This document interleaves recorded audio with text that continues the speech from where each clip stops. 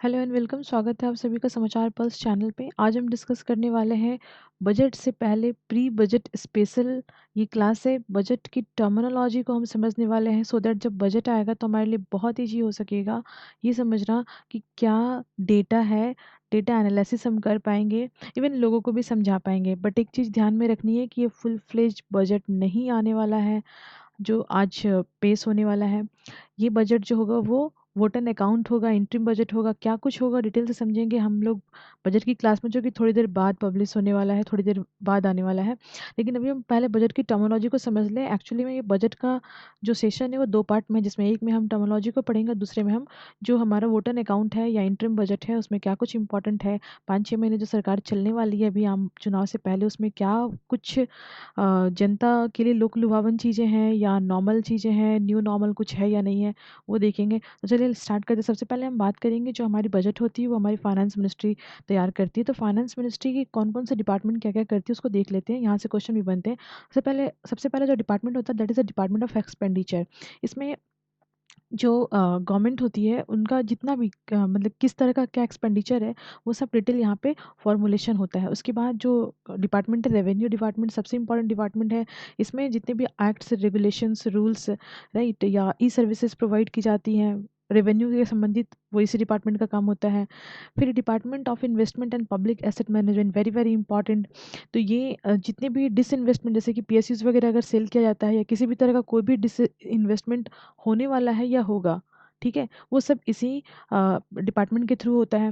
Department of जो public enterprises है ये भी बहुत इंपॉर्टेंट है। इसमें इंटरप्राइजेज के लिए गाइडलाइंस जारी होती है, सारी विभाग, सारी जो काम होते हैं वो इसी के द्वारा देखा जाता है। फाइनेंशियल सर्विसेज में जैसे जो प्रधानमंत्री जनधन योजना से लेकर के जितने भी इंपॉर्टेंट फाइनेंशियल सर्विसेज जो लोगों तक पहुंचाई जाती है वो इस डिपार्टमेंट के द्वारा देखा जाता है ना। यहाँ पे हम देखेंगे जो हमारा डिपार्टमेंट ऑफ इकोनॉमी अफेयर है, तो ये इनका जो काम होता है, जितना भी बिजनेस होता है, जो भी बिजनेस हो रहा है, सही बिजनेस को मैनेज करना, देखना, राइट, क्योंकि इकोनॉमी अफेयर ये डिपार्टमेंट है। चलिए हम बात करते हैं नेक्स्ट बजट के बारे में। देखिए बजट जो है एज इट इज़ हमारे संविधान में बजट सब नहीं यूज़ किया है। बजट के बारे में हम लोग डिटेल से पढ़ेंगे, लेकिन अभी फिलहाल में हम यहाँ पे देखते हैं कि जो बजट है हमारे संविधान में वर्ड यूज़ हुआ है एनुअल फाइनेंशियल स्टेटमेंट, आर्टिकल 112 में। और ये हमारे यहाँ जो है 1 फ़ैब को दी जाती है। पहले बजट हमेशा अपने अपने टाइम से आता था, कुछ फिक्स टाइमिंग नहीं होता था, काफ़ी डिले होता था, लेकिन अब 1 तारीख को 1 फ़ैब को ये प्रेजेंट हो जाता है।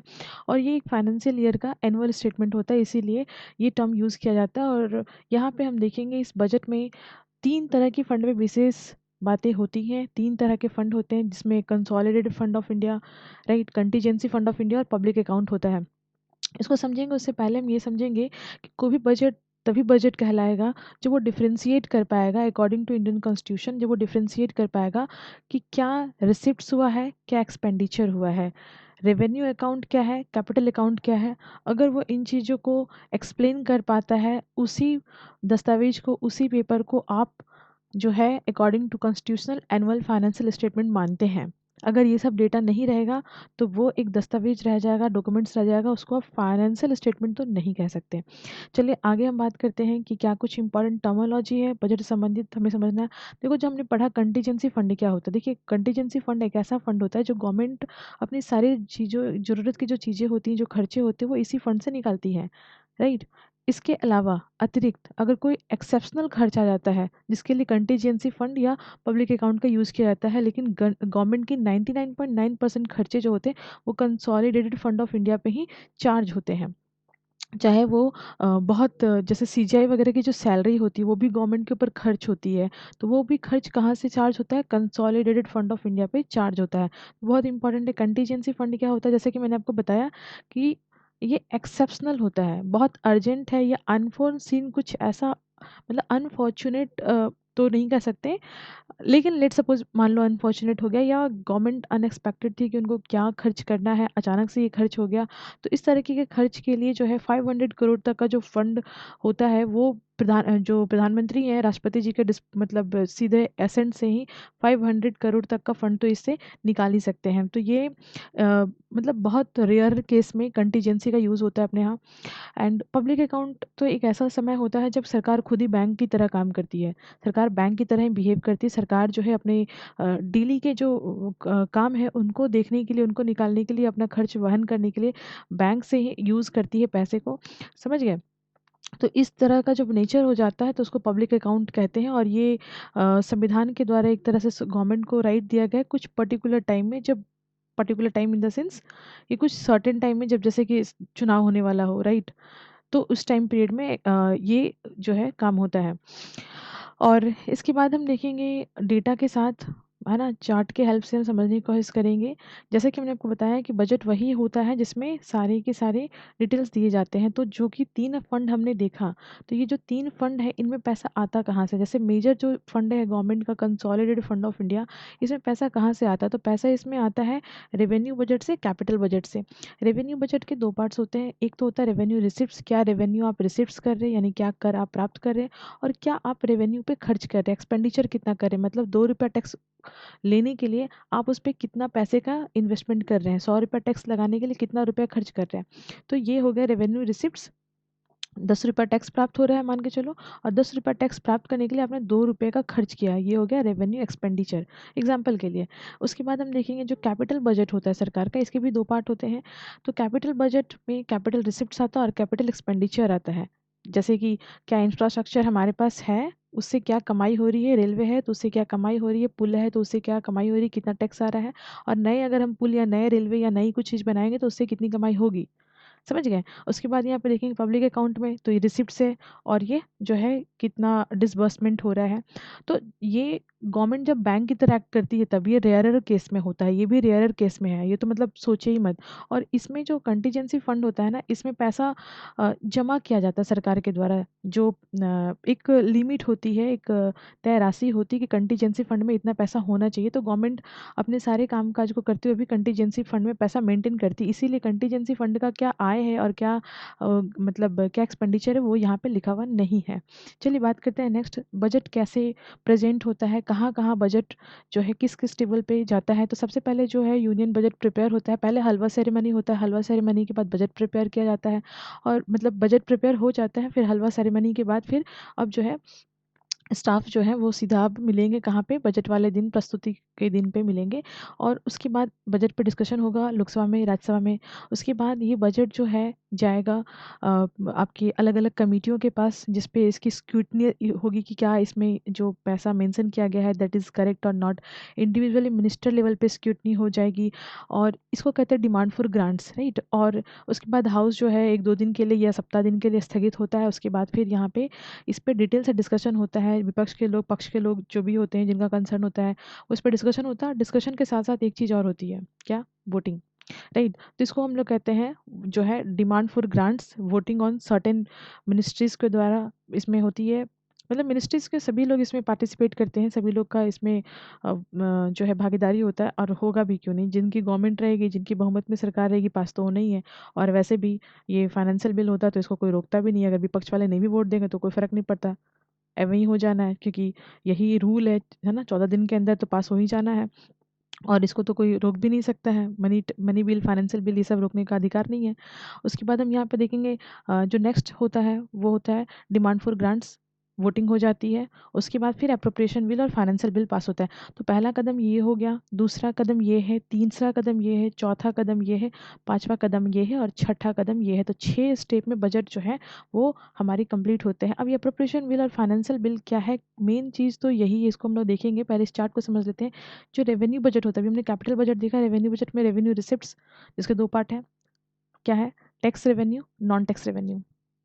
टैक्स रेवेन्यू में जैसे जो टैक्स से पैसा प्राप्त हुआ, रेवेन्यू प्राप्त हुआ, जैसे इनकम टैक्स हो गया, है ना, आपका कॉर्पोरेशन टैक्स हो गया, आपके पास धन है, गाड़ी है, कार है, वेल्थ टैक्स हो गया, ठीक है, custom duty, excise duty, service tax, ये सब चीज़ें हो गई। नॉन टैक्स रेवेन्यू में इंटरेस्ट जो रिसिप्ट्स हो रहा है लोन से, या जो डिविडेंड है ना, या आपने जो है पीएसयूज वगैरह में कुछ इन्वेस्ट किया है, जो डिविडेंड आपको प्राप्त हो रहा है, या कोई भी एक्सटर्नल ग्रांट आपको मिल गया है, या किसी तरह का जो फी है या चार्ज है वो आपको मिल गया है, तो ये हो गया नॉन टैक्स, मैंने आपने टैक्स नहीं लगाया, आपको मिल गया। जैसे किसी ने आपको ग्रांट दे दिया कि लीजिए भैया आपको 100 रुपये का ग्रांटिंग हम कर रहे हैं, किसी ने आपको फ़ी दे दिया, अच्छा ये आपका फ़ी है, तो अब ये टैक्स नहीं है, अलग तरह का चीज़ हो गया ये। तो ये भी क्या हुआ, रेवेन्यू रिसिप्ट्स में जा रहा है। अब रेवेन्यू खर्च में क्या हो रहा है, एक्सपेंडिचर में क्या हो रहा है, नंबर वन चीज़ क्या होता है, एक वो खर्च होता है कि जो फिक्स्ड है, ये होना है, और ये एक ऐसा होता है जो पता नहीं कब खर्च करना पड़ जाए। तो कुछ पैसे आप रखते हैं जो पता है कि आपको ये सामान लेना है, और कुछ पैसे आप ऐसे होते हैं आप मतलब अर्जेंट के लिए रखते हैं कि पता नहीं कब यूज़ हो जाए, कब खर्च हो जाए, कब क्या हो जाए। तो उसी तरह से गवर्नमेंट के साथ भी होता है कि प्लान रेवेन्यू एक्सपेंडिचर होता है और नॉन रेवेन्यू एक्सपेंडिचर भी होता है, नॉन प्लान। प्लान में क्या होता है, जैसे कि आपका जो जितने भी गवर्नमेंट्स हैं, मिनिस्टर्स हैं, सबकी सैलरी वगैरह है, सबकी जो भी चीज़ें हैं वो तो हो ही गई। जो भी पीएसयूज़ वगैरह हैं, उनको फंड देना है, उनको ग्रांट देना है, ठीक है? तो ये सब चीज़ सरकार के फिक्स होते हैं, तो देना ही देना है।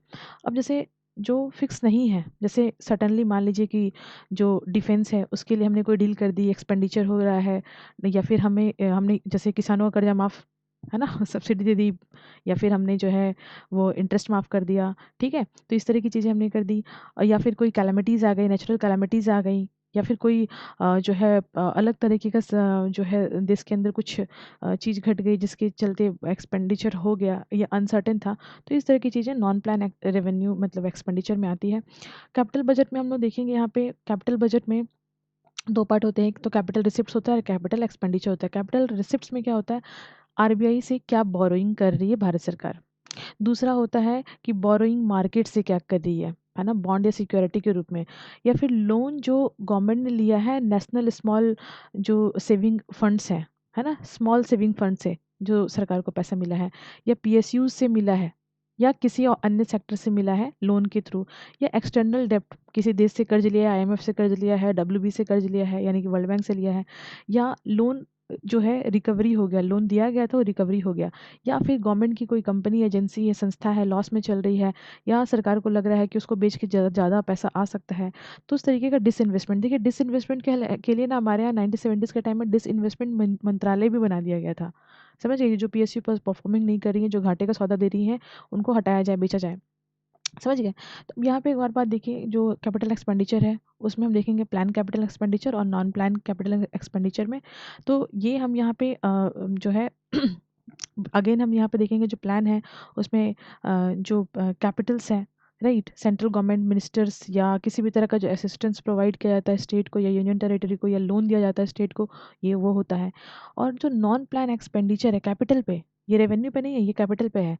तो ये देख रहे हैं हम कि जो नॉन प्लान कैपिटल एक्सपेंडिचर है वो ये है कि कैपिटल एक्सपेंडिचर हो गया डिफेंस पे, मैंने डिफेंस के लिए आप जो है नए कुछ टनल बना रहे हैं, राइट, या कुछ रोड बना रहे हैं, ब्रिज बना रहे हैं, बीआरओ जो है कुछ काम कर रही है, तो उस तरह का चीज़ हो गया। कैपिटल एक्सपेंडिचर जो हो गया जनरल सर्विस पे, समझ गए, जनरल सर्विसेज कुछ आप दे रहे हैं, जैसे कि आप जैसे वंदे भारत ट्रेन है, तो ये कैपिटल पे एक्सपेंडिचर हो रहा है, सरकार एसेट बना रही है ना, सामान बना रही है, उस पर खर्च कर रही है।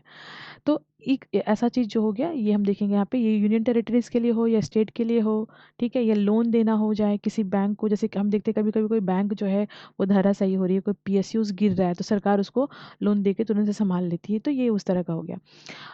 अब जो बजट होता है हमारा वो बेसिकली 3 भाग में हम देखते हैं, 3 तरह का बजट हो सकता है, या तो बजट बैलेंस होगा, या तो बजट सरप्लस होगा, या तो बजट घाटे का होगा, डेफिसिट होगा।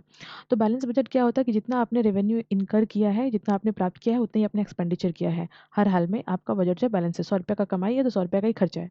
सरप्लस बजट में ये हुआ कि आपने जो है कमाई की है 100 रुपये की और खर्च किया है आपने 90 रुपये का, तो 10 रुपये आप सरप्लस में चल रहे हैं, आप सेविंग में चल रहे हैं, आप अच्छा काम कर रहे हैं, ठीक है। अच्छा, दूसरा ये होता है डेफिसिट का बजट। क्या होता है कि डेफिसिट का बजट ये होता है कि आपने कमाई की है 100 रुपये की, लेकिन खर्चा हो गया 120 रुपये का, तो आप 20 रुपया घाटे में चल रहे हो, माइनस में चल रहे हो। देखिए लेकिन यहाँ पे ना जब गवर्नमेंट काम करेगी, है ना, तो फिर डेफिशिएट का ही बजट होगा, क्योंकि रेवेन्यू हमारे यहाँ इतना नहीं प्राप्त होता है, टैक्स इनकम टैक्स पे करने वाले लोग या तरह तरह के जो टैक्स पे करने वाले लोग होते हैं कम होते हैं, और गवर्नमेंट अगर बहुत काम करती है, बहुत ज़्यादा इन्वेस्टमेंट कर रही है अलग अलग चीज़ों पे, तो डेफिशिएट का बजट होता है, तो डेफिशिएट का बजट बजट जो है अच्छा होता है।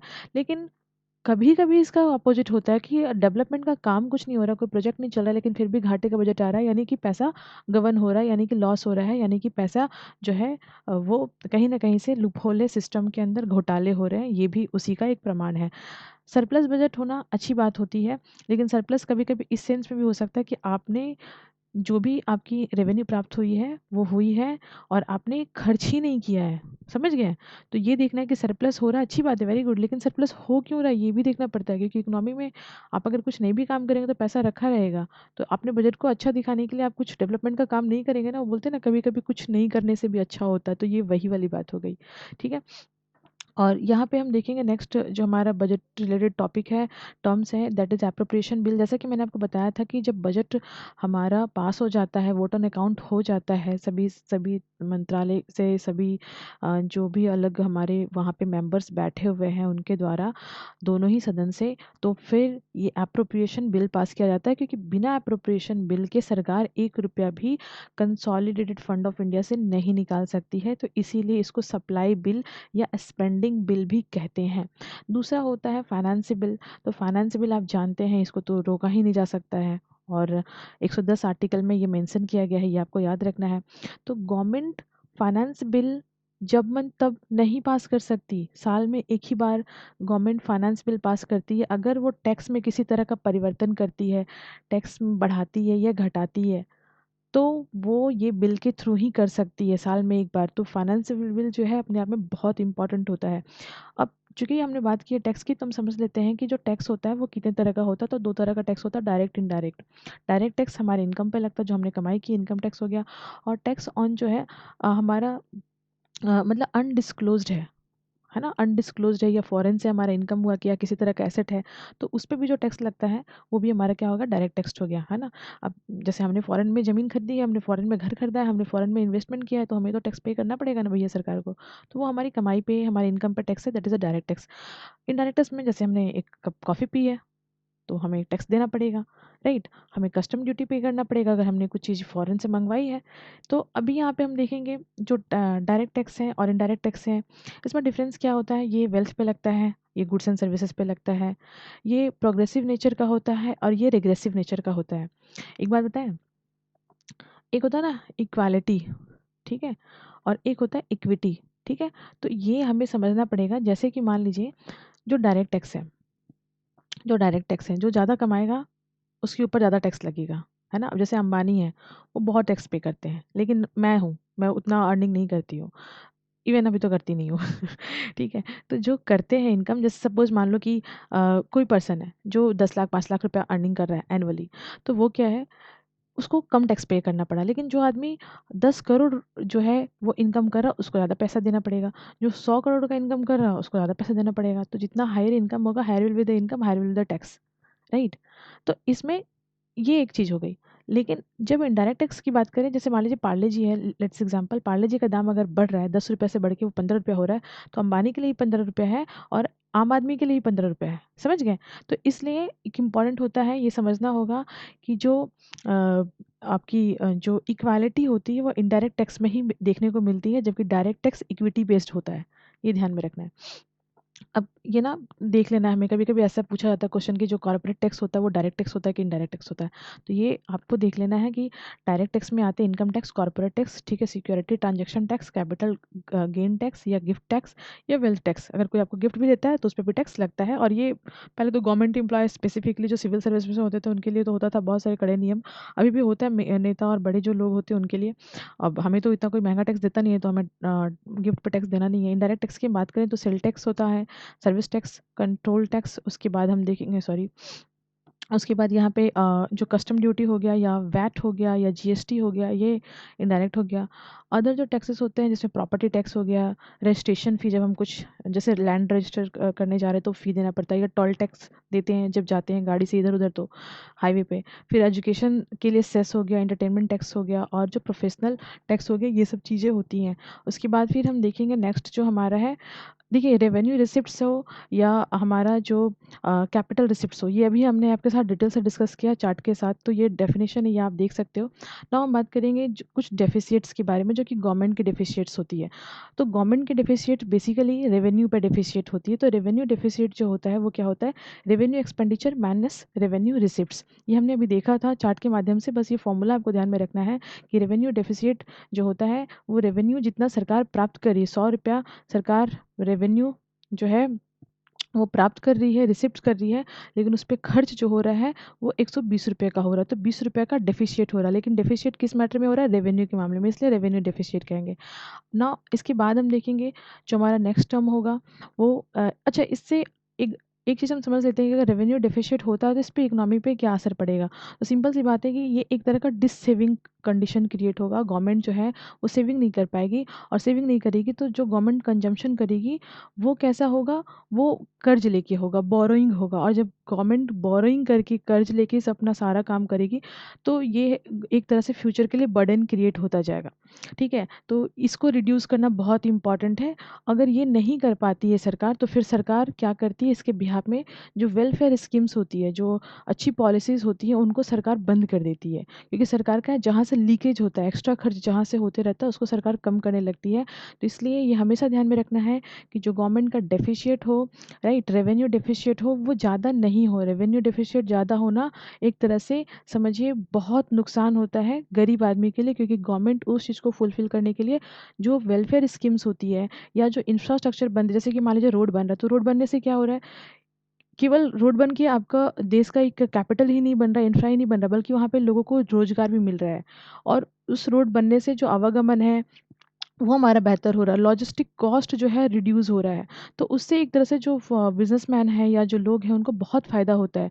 तो लॉन्ग टर्म में बहुत फ़ायदा है आम जनता को। तो ये सब चीज़ें रुक जाती हैं अगर बार-बार रेवेन्यू रिसिप्ट्स जो है वो डेफ़िशिएट होता है तो।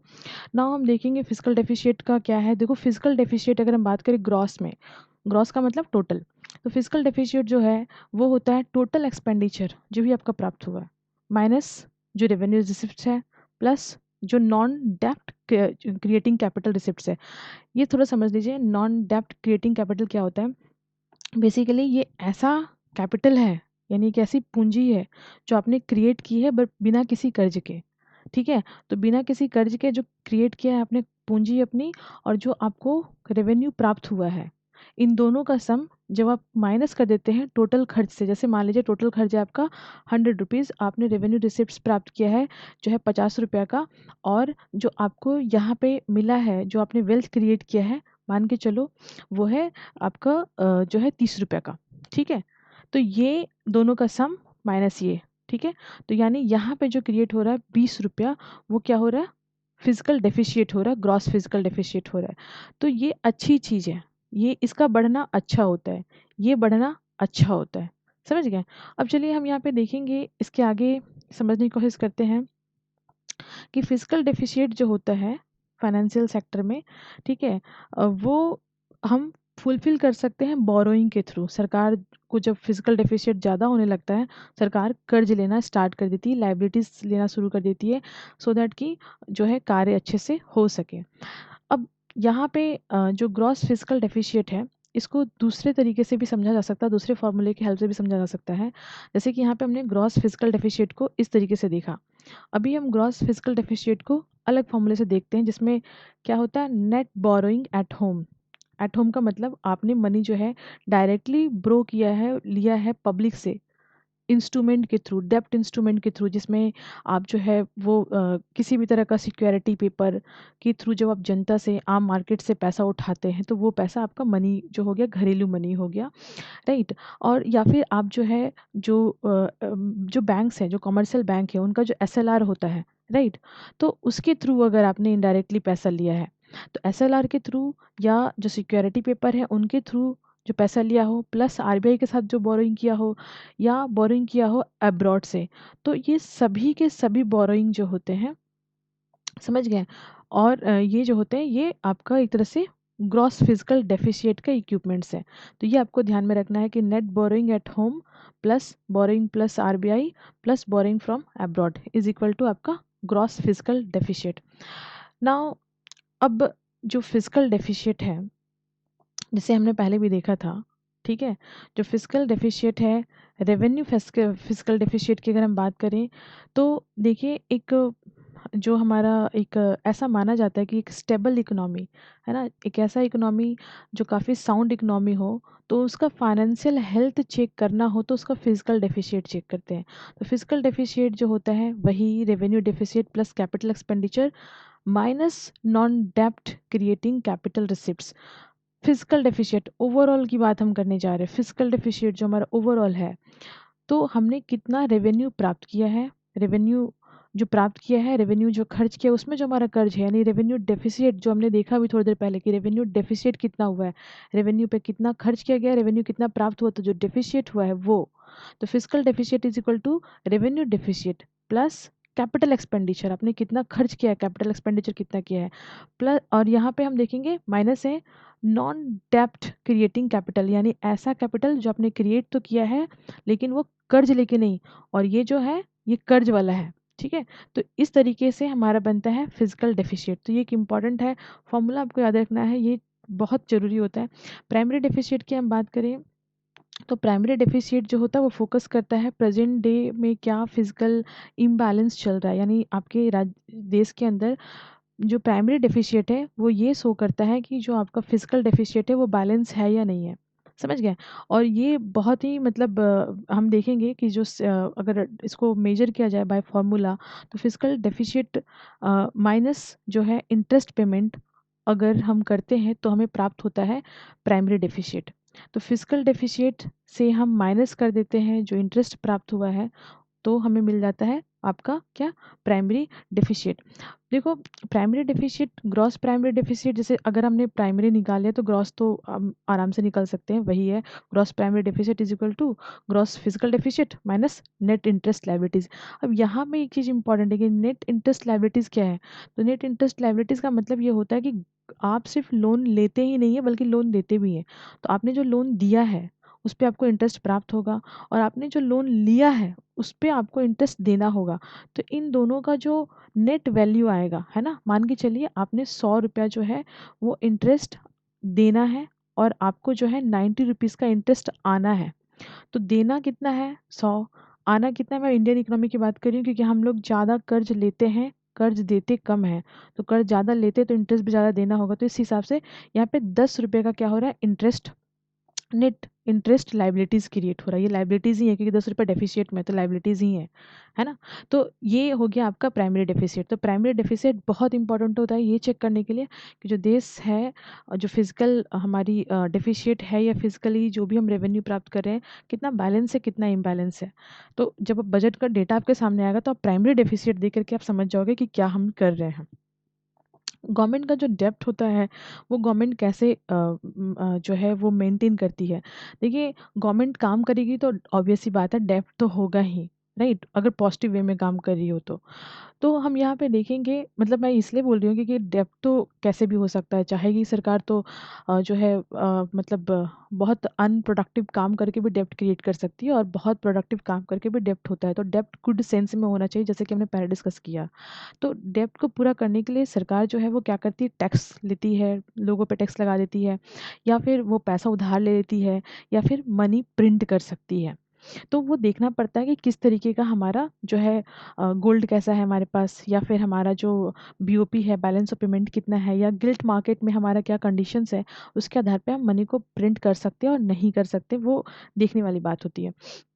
तो यहाँ पे आपको ये जो है इतने सारे जो उपाय करके सरकार अपना डेफिशिएट को कम कर सकती है, एक इम्पॉर्टेंट चीज़ है। और सरकार जो है प्राइवेट सेक्टर से भी इन्वेस्टमेंट करा के या अपनी पीएसयूज को बेच करके भी सरकार अपना खर्च जो है वो कम कर सकती है ना। यहाँ पे एक इम्पॉर्टेंट चीज़ देखेंगे, लेट सपोज अगर सरकार जो है बहुत ज़्यादा खर्च करने लगती है, बहुत ज़्यादा खर्च हो जाता है और बहुत ज़्यादा उसको खर्च को मैनेज करने के लिए टैक्स लगाती है, या फिर वो जो है बाहर से कर्ज ले रही है, तो उसका एक बैड इम्पैक्ट भी ये होता है कि जो जनता होती है उनके पास भी पैसा कम हो जाता है, सरकार के पास भी पैसा कम होता है, फ्यूचर प्लानिंग कुछ उस तरह का रहता नहीं है। तो इस तरह की जो चीज़ क्रिएट होती है, 19 सेंचुरीज में इकोनॉमिस्ट थे जो है डेविड रिकार्डो, उनके द्वारा इस सिचुएशन को कि जब सरकार गरीब तो जनता भी गरीब, तो जो सरकार के गरीब होते होते जो जनता के ऊपर जो असर पड़ता है कि जनता भी अपना फ्यूचर प्लानिंग छोड़ देती है, तो इसको कहते हैं रिकार्डियन इक्विवेलेंस। ये एक इम्पॉर्टेंट टर्म्स है, आपको याद में रखना है।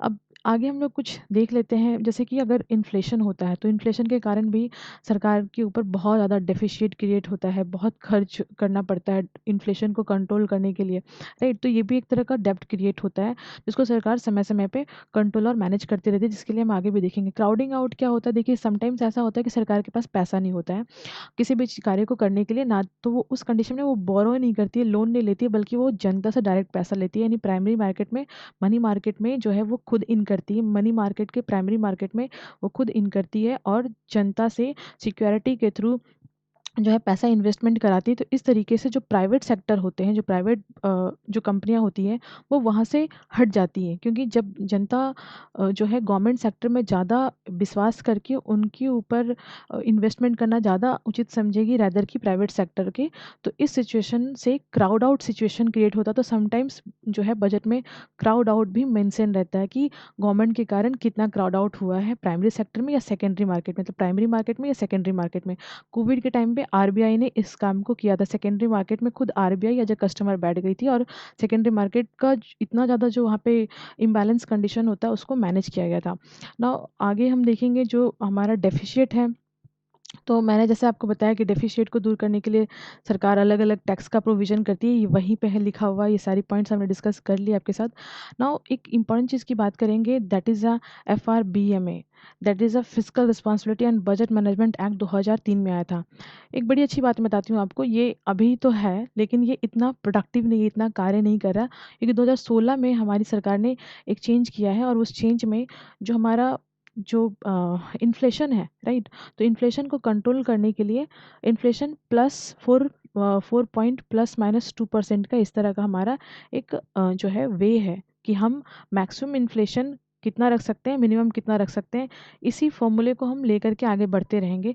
ये प्रेजेंट में चल रहा है, लेकिन जो बैकग्राउंड में कदम उठाए गए हैं हमारे देश के अंदर मैनेज करने के लिए डेफिशिएट्स को, तो वो इसमें ये एक माइलस्टोन साबित हुआ था, जिसमें गवर्नमेंट का ये एम था कि जो इक्विटी है या लॉन्ग टर्म में या मैक्रो इकोनॉमी को स्टेब्लिश करने के लिए कितना हमारा इन्फ्लेशन होना चाहिए, गवर्नमेंट को क्या स्टेप्स लेने चाहिए। तो एक इस तरह का एक मतलब हम कह सकते हैं बहुत स्ट्रॉन्ग कदम ये उठाया गया था, जिसमें जीडीपी हमारा कितना परसेंट फिजिकल डेफिशिएट होना चाहिए जीडीपी के रिस्पेक्ट में, यानी जीडीपी हमारी कितनी है और फिजिकल डेफिशिएट हमारा कितना है, वो यहाँ पे फिक्स किया गया था और बताया गया था कि 3% से अधिक ये नहीं होना चाहिए, तो जिस पे अगर गवर्नमेंट अभी भी कार्य करती है। तो ये इवन आरबीआई को भी ये बताया गया था कि जो जब भी गवर्नमेंट जब प्रॉब्लम में होगी तो आरबीआई से कभी भी जो है वो रेवेन्यू प्राप्त कर सकती है, रिसिप्ट, जैसे हम देखते हैं कि जब भी आरबीआई के पास सरप्लस मनी होता है वो सीधा गवर्नमेंट ऑफ इंडिया को देता है, तो वो भी इसमें प्रोविजन इन्वॉल्व था। एंड साइड बाय साइड जैसे हमने आपको बताया कि प्राइमरी और सेकेंडरी मार्केट में आरबीआई का इन्वॉल्वमेंट होगा, जब भी गवर्नमेंट प्रॉब्लम में जाएगी तो वो भी इस एक्ट में मेंशन किया गया था। तो एज मच अभी उतना रिलेवेंट नहीं है, कुछ कुछ पॉइंट ही यूज़ होते हैं इस एक्ट के, और बाद बाकी समय के साथ डेटा और परसेंटेज चेंज होते रहता है, तो वो उस टाइम के लिए रिलेवेंट था। बट जो ये एक्ट है एज अ क्वेश्चन हमें याद रखना है कि हमारे यहाँ physical responsibility and budget management act भी पास हुआ था। तो ये इसमें एक मेन फीचर्स 3 पॉइंट्स हैं जिसको आप ध्यान में रखिए, पढ़ने की ज़रूरत नहीं है, एग्जाम में बिल्कुल भी नहीं आता, बट जस्ट फॉर नॉलेज, जैसे मीडियम टर्म फिजिकल पॉलिसी क्या होगा गवर्नमेंट का, या फिजिकल पॉलिसी स्ट्रैटेजी गवर्नमेंट की क्या होगी, और माइक्रो इकोनॉमिक फ्रेमवर्क क्या होगा। तो मैं ये क्यों बोल रही हूँ कि पढ़ने की ज़रूरत नहीं है, क्योंकि ये ना डिपेंड करता है समय के ऊपर कि कैसी फिजिकल पॉलिसी होगी। अब जैसे कोविड है तो कोई रिटन पॉलिसी वहाँ पे काम नहीं कर सकती है, राइट। तो ये डिपेंड करता है सिचुएशंस के ऊपर, बट ये 3 मेजर पॉइंट्स हैं जिस पे सरकार को हमेशा फोकस करना है अकॉर्डिंग टू दिस एक्ट। सो ये था आज इम्पॉर्टेंट टॉपिक जो भी हम पढ़ें, बैंक सॉरी जो हमारा इकोनॉमी रिलेटेड या बजट से रिलेटेड जितने भी इम्पॉर्टेंट टर्मोलॉजी थे। So this is all about this things. Thank you, thanks for watching.